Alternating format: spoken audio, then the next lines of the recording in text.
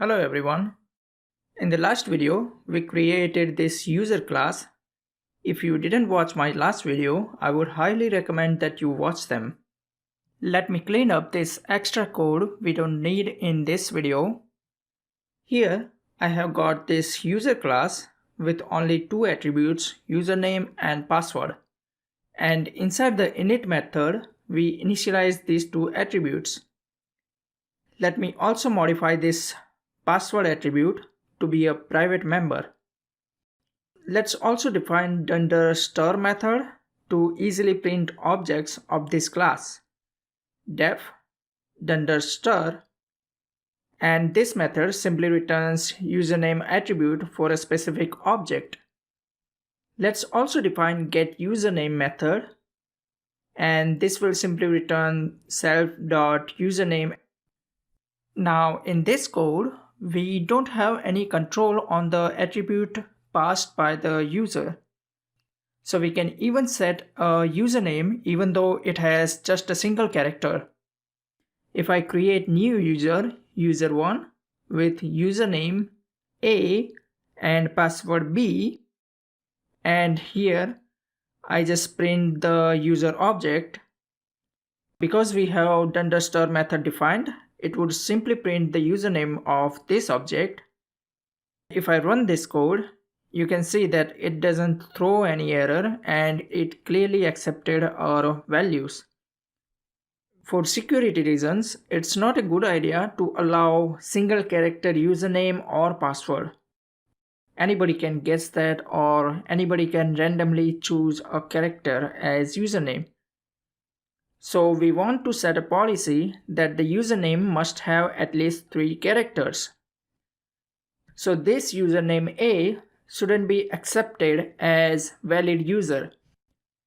To implement this logic, we will have to use a setter method with custom logic that will check the length of the username argument. Let's define this method here. Def set username. It takes self and username as 2 arguments. Inside the method, we first check if the length of the username argument is less than 3. If it is less than 3, then we will throw value error with a message. The username must have at least 3 characters. If this is not the case, then we come down here, and here we set the username private variable to the username argument we passed in here. Inside the constructor init method, we should call this setUsername method to set the username of any user.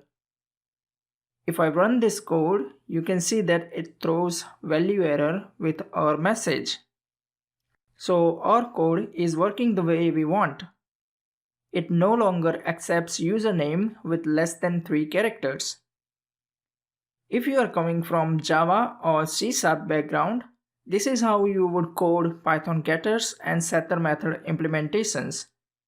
But in Python, there is even better ways to achieve this.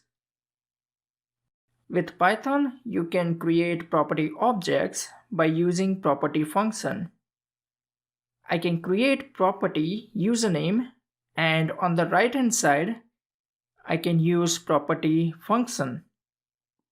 This property function takes 4 optional arguments. The first one is getter function to get the attribute value. Second one is a function to set the attribute value. Third is a function for deleting that attribute. And the last argument is a documentation string. Here I can pass getUsername as the getter method and setUsername as the setter methods. Make sure you are only passing the method names and not actually calling them by using parentheses. When you call a property function, it returns a property object. That object will use these methods to get and set the attribute values. Now we can use it very much like a normal attribute. So here inside the init method, I can replace this setUsername method call with self.username equals username. If I run this code, it still raises the value error. It calls this setUsername method to set our username private attribute. If I provide a username with 3 or more characters, let's say username ABC, you can see that this one was assigned correctly to this user without any errors. We should also restrict access to our getter and setter methods. Remember the abstraction principle we discussed in the last video. Provide access only to those methods that are required for the end user.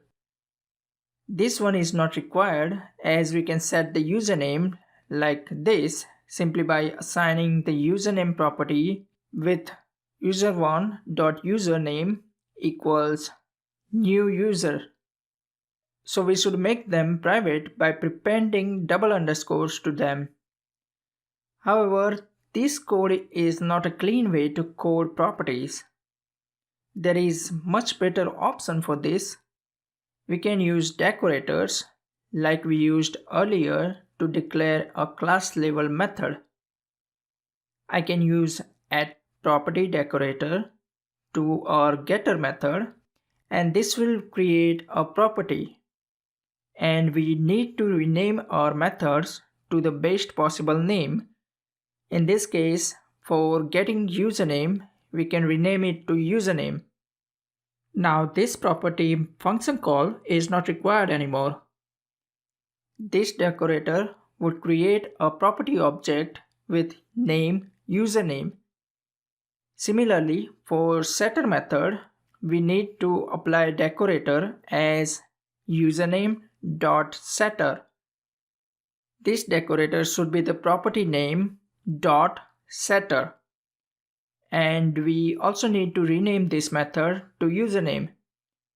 Now if I run this code, you can see that it works like our previous code, but it is a lot cleaner way to create property objects.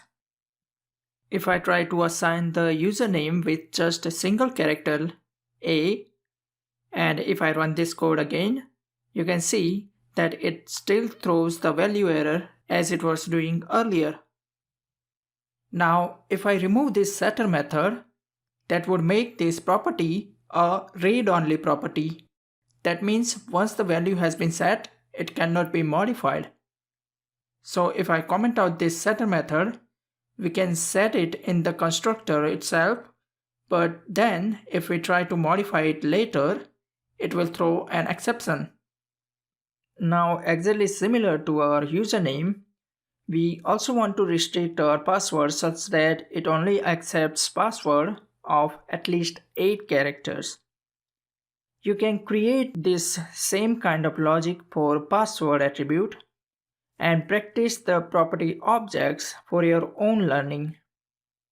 Make sure that you implement getter and setter implementations and assign the required decorators to them.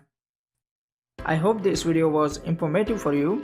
If you like it, please share it with everyone, and don't forget to subscribe to my channel to get more video lessons on different programming languages. So keep watching and keep learning.